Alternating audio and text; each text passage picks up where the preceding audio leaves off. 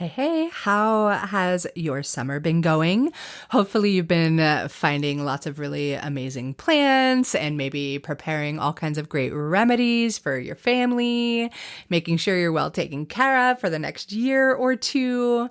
I know I have when I can find the time, which is so much fun because I just love that connection with the plants and I love to make great medicine and watch people be amazed at how well it works and how yummy it can be. And if you want to learn how to make your medicine really yummy and also know that you're making it so that it works, I do have a free class I am doing live on Thursday. I'd love for you to come join me. It's all about how to make herbal remedies so they actually work. So you're not like just doing some woo-woo, hippy-dippy, I hope that it works stuff, but like, oh yeah, I actually know what I'm doing and it works. And then some of my favorite tips and tricks I'm going to share with you on making sure that they taste good enough so all those people you love will actually take them because the herbs are going to work a lot better that way. Anyways, I'm going to go ahead and link to it in the show notes of this episode. It's a totally free class. I would love, love, love to have you there. So go ahead, click that link in the show notes, get yourself registered, and come join me. We'll have a good time. Hello and welcome to the Herbalist Path, a podcast where you'll discover how to make your own herbal remedies at home so that you can take better care of yourself, better care of your family, and better care of our planet. I'm Mel. I'm a clinical herbalist, environmental educator, and mountain living mama with this crazy passion for teaching more mamas and their little loves how to use plants as medicine in a safe, effective, and tasty way so that there can be an herbalist in every home. Again, it's an absolute honor to have you on the journey down the herbalist path with me so that together we can make herbalism #spread like wildflowers. Hello, hello, hello, and welcome back for another episode on the Herbalist Path. I am super excited that you are here today because today's topic is all about having fun. Particularly having fun making herbal remedies with your kids. I am a huge, huge, huge believer that the more fun you have with learning, the better off life is and the more these lessons stick, right? And I'm also a huge believer that there needs to be an herbalist in every home again. So if you've been following me for a while or tuning into this podcast, you know that I really have this passion for teaching moms how to use herbal remedies. And my true hope with that is that those moms and those grandmas pass this information down to their children so that we can continue to make herbalism spread like wildflowers, right? Like these kiddos really need to learn this stuff. And honestly, I have that again piece in there because it used to be that the grandmothers and mothers would share this essential knowledge, these essential life skills with everybody in the family. That's how everybody was healed before Western medicine came around. And it was really, really beautiful. And I think that today we really have an opportunity to make it so much fun. And honestly, there's like endless benefits to teaching your kids about herbal medicine, to getting them involved in making it with you. I mean, think about it this way. One of my students, Sarah, brought this up. She was like, well, you know what's great about kids making their own herbal medicine is it's a lot like when they're cooking their own food. It may taste like absolute poop, but because they cooked it, they feel pride and they feel excited and they're more willing to try something, right? Like that's super fun. And the same thing can go with the herbal medicine. Plus, as you're doing it, they're learning about plants. They're making that connection to nature. They're understanding that plants are actually here to heal us.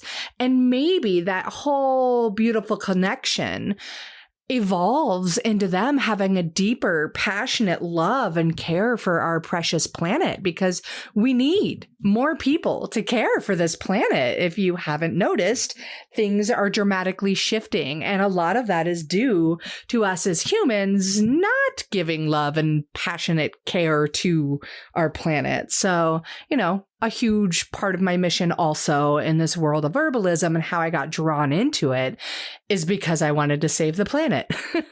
No big feat there, no big deal, but it's true. That's totally why I got into it. I recognized the many different ways that herbalism is better for the planet. So teaching our kids nice and young about these kinds of skills is super beneficial for everybody, for you as the mother or the grandmother or the father or the auntie or whoever you may be. This is beneficial. You're also going to just have more bonding time with them, like exploring the plants, touching them, tasting them, feeling them, recognizing how they impact your body or their body. And doing those things together is just so powerful, so impactful, so beneficial for everybody. And again, it's fun. Like you're doing a crafty, creative activity. There's all kinds of synapses firing and thought processes happening. It's really beautiful. And it's helping them become much more self-sufficient. They're recognizing that medicine doesn't have to just come from the drugstore, but that we can even walk outside into our garden and gather actual medicine. That is so incredibly beautiful, so incredibly empowering. Excuse me, I got all funny with my voice there, but super empowering. And again, fun. Like it is so much fun to do this stuff. So one of my favorite things to do with kids is to teach them how to blend herbal teas. So one of the things we definitely do inside of Medicine Making Mama is have like an herbal tea blending station. I've done this a few times live and in person, where I've taught at like outdoor schools and other early education places. I've taught in a few churches and all kinds of things, but I'll set up like an herbal tea blending station. And I'll have like base note tea herbs and middle note herbs and, the bottom note. I don't know if that's the proper word. That's not really how I want to call it, but you know what I'm saying. I'll have herbs in all of those different categories.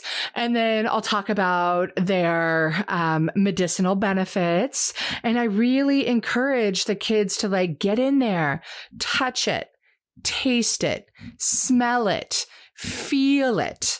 Think about, is this something, when I look at the health benefits, is that something that I need? And of course, if you're dealing with your 3-year-old, they're not really going to care about the health benefits unless it's maybe like a tummy ache or something like that. And they're like, oh, well, yeah, if this plant can help me with a tummy ache, fabulous, right? So really for them, it's all about looking at how beautiful these plants are, how much they smell good and how well they taste, and encourage them to choose how much of each herb in all of those middle and top notes and bottom notes, if that's what we're going to call them, all of those herbs, like which ones do we want to put the most of in, and just really get creative and then brew up that cup of tea and have a little tea party, a little tea ceremony with them and celebrate that they created this. They created medicine that is super yummy and tasty and going to make that tummy feel a whole lot less crummy. Yeah, I do rhyme entirely too much. So another super fun one to do with kiddos is just making bath bombs. Like kids are always taking baths, hopefully. Or maybe like my kid, I had to force her quite a few times, but oh, darn it. Or with like my kid, I had to, convince her quite a few times to take her bath. Sometimes it was more of a struggle than necessary. But one thing that would always get her to take her bath is if I had some kind of fun bath bomb or bath bubbles or anything along those lines. If I had that, then she was all about it. And it was easy, right? And this is another really, really fun thing that you can make with your kids. They make it and then they experience the fun and the joy of having that bath with those herbs and the fuzzy, fizzy stuff and all that jazz.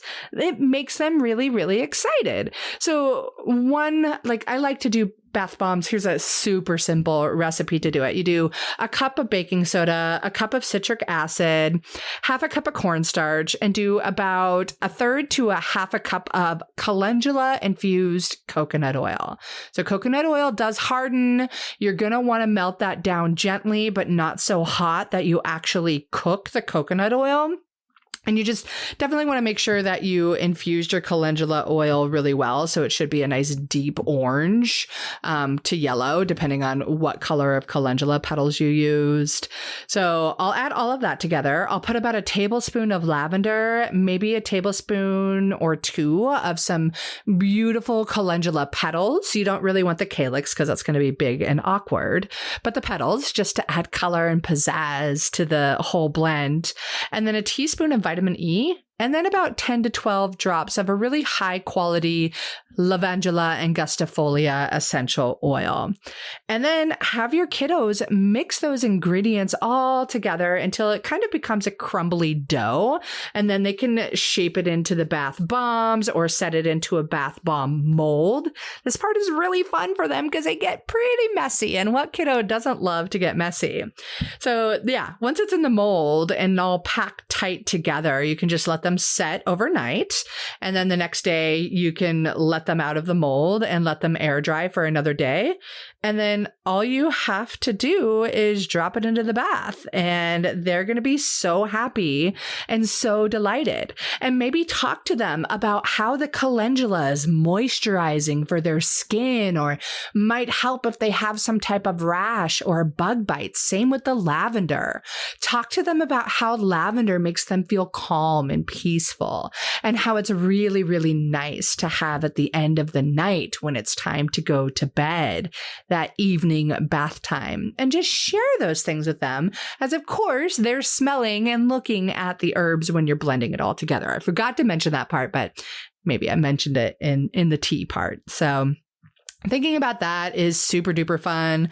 Another thing I love to do with kids is make herbal popsicles. So when my daughter was younger, I was the mom who herbed all of the kids at the birthday party, and I would do it with popsicles. So instead of like super sugar-laden cupcakes and cakes and whatever that's at most birthday parties, I showed up with delicious popsicles.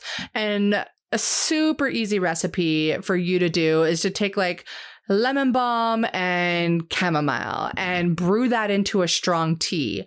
Maybe wait to add the chamomile because it can get really bitter really fast, but it doesn't really matter because you're just going to turn that into your blender, pour it into your blender with some strawberries and some spinach or some other type of green, kale, whatever you've got on hand. Dandelion greens would be amazing because you could teach your kids again that these weeds in the yard are really incredible medicine and super duper nourishing for their bodies, right? So then you blend it all together and you put it in popsicle molds and you suddenly have the happiest kids who are just like on this super mellow, chill phase. You can, if that's not like sweet enough, you can always add in like a good quality maple syrup or some honey or something along those lines to help it be even yummier. This recipe is also going to be great for those kiddos that are dealing with tummy aches or, with colicky babies, you'd have a hard time giving that to them. So, and with honey, we don't want to give that to the infants. So thinking about that is really important too. What else can we do? You can make herbal gummies. You can do so many fun things. You can just start bringing in the culinary herbs that you're cooking with in soups and teaching your children that these are also medicine, that they really taste good. It's really going to get them to experiment and explore with all these magnificent herbs and have an absolute blast doing it. right? Because learning is all about fun. And learning about herbalism is all about fun and being better for ourselves and better for our families and better for our community and better for our planet. And so when you learn this stuff and you teach your children to learn it with you, you are making a huge difference in future generations of humanity. Like, that is beautiful. It is so much fun and so exciting. So I'm getting really giddy right now, but I want to say congratulations and kudos to you for doing that. Like, there are so many fun ways that you can do this. And eventually your kids at the age of 4 will be like, okay, Mom, today we're going to have chamomile and I want to have some hibiscus. And oh, look, there's the dandelion leaves. I want to put that in our tea, and so on and so forth. And it just becomes so amazing. They get to create on their own. They're being mixologists and artists right there with plant medicine. It's beautiful. It's beautiful, beautiful, beautiful, beautiful.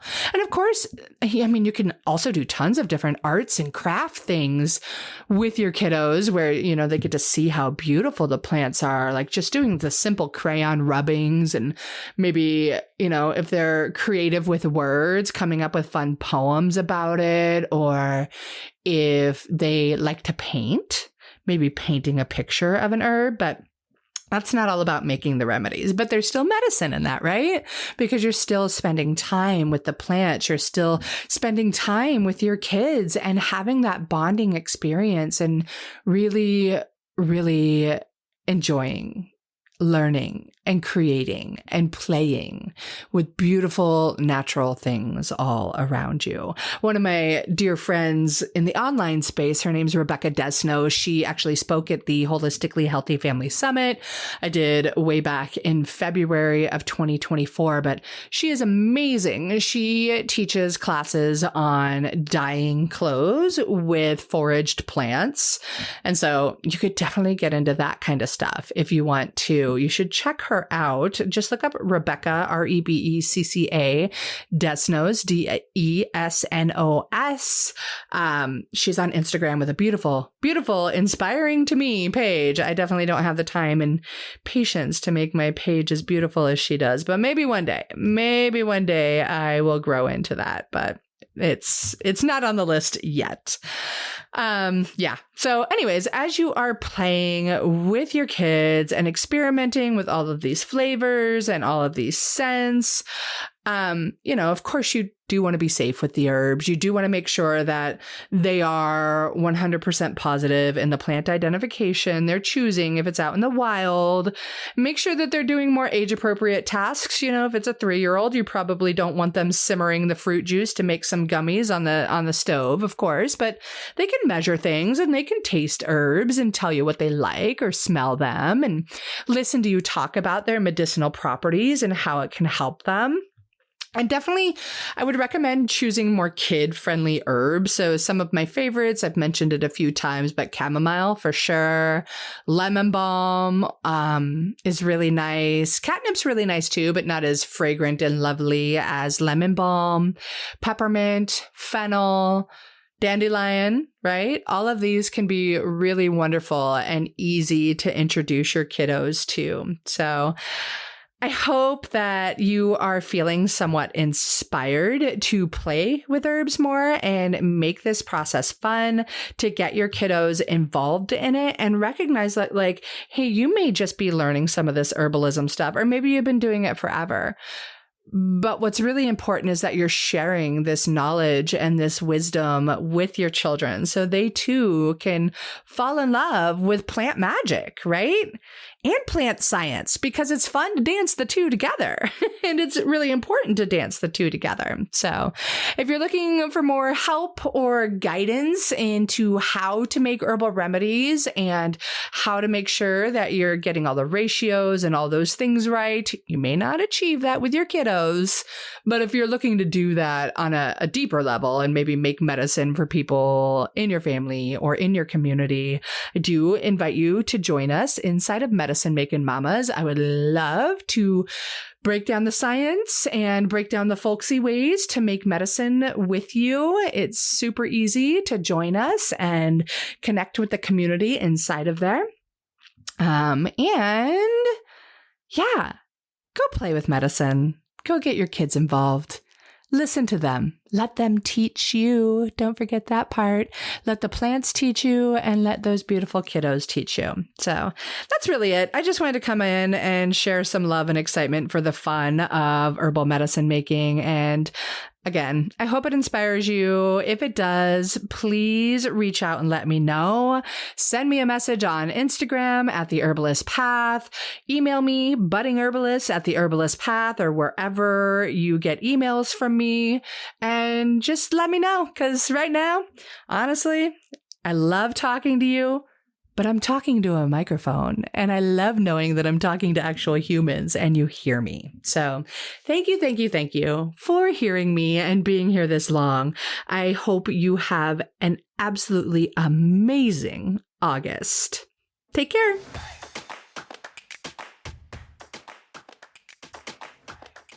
Thank you so much for tuning into another episode of The Herbalist Path. Being on this journey with you is absolutely incredible. If you dig this episode, please leave me a review on your favorite podcast player and share it with your friends so that together we can make herbalism #spread like wildflowers. On another note, I must mention that while I know you're getting some good info here, it's important to remember that this podcast is purely for entertainment and educational purposes and is not intended to be a substitute for medical treatment. While the information in this podcast is absolutely relevant, herbs work differently for each person and each condition. That's why I recommend you work with a qualified practitioner, whether that be another herbalist, a naturopath, or your doctor. So thank you again.